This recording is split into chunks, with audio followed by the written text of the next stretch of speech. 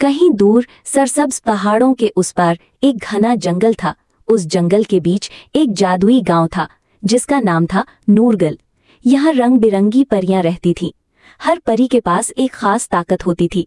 कोई पानी से खेलती, कोई हवा पर उड़ती और कोई रोशनी से बातें करती। लेकिन एक परी सबसे अलग थी। उसका नाम था लियाना।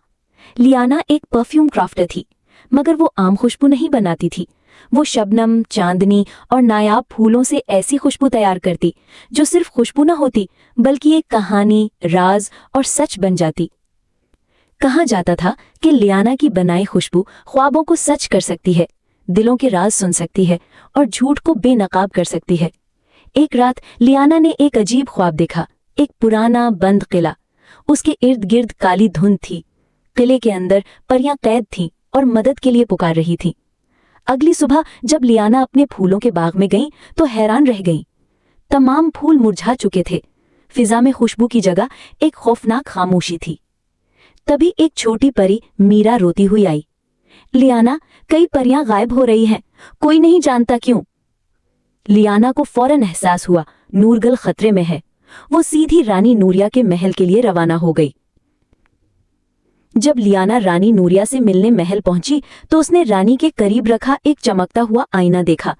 बात करते हुए अचानक उसकी नजर आईने पर पड़ी और वहां रानी का चेहरा नहीं बल्कि एक सियाह साया नजर आया। लियाना चौंकी, लेकिन फौरन जाहिर किया जैसे कुछ देखा ही न हो। उसे तभी अंदाजा हो गया ये रानी नूरिया नहीं बल्कि उसकी जुड़वा बहन सफीना है। सफीना ने जादू से अपनी बहन रानी नूरिया को गहरी नींद में सुलाकर खुद तख्त पर कब्जा कर लिया था और जो परियां गायब हो रही थीं वो सफीना के जादुई किले में कैद थी और सफीना इन परियों के ख्वाब चुराकर अपनी पावर्स बढ़ा रही थी। अब लियाना को सच जाहिर करने का कोई खास तरीका चाहिए था। लियाना ने अपनी नानी की दी हुई एक पुरानी जादुई किताब निकाली। उसमें लिखा था एक नायाब फूल का जिक्र, लबे खामोश, एक ऐसा फूल जो सिर्फ तब खुशबू देता है जब कोई उसे सच्चे दिल से तोड़े। ये फूल बहुत नायाब था, लेकिन लियाना ने हार न मानी। वो कई दिन जंगल में भटकती रही और आखिरकार एक चट्टान के नीचे से वो फूल ढूंढ निकाला। इसी फूल से उसने बनाया एक मैजिकल परफ्यूम जो झूठ को बेनकाब कर सकता था। महल में एक शानदार तकरीब का ऐलान होता है। उसी दिन लियाना सफीना को वो खास परफ्यूम तोहफे में देती है। जैसे ही सफीना परफ्यूम लगाती है सबके सामने उसका असली चेहरा जाहिर हो जाता है। परियां हैरान रह जाती हैं।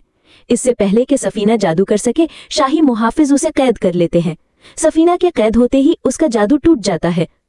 रानी नूरिया गहरी नींद से जाग जाती है और सफीना के जादुई किले की दीवारें भी टूटने लगती हैं।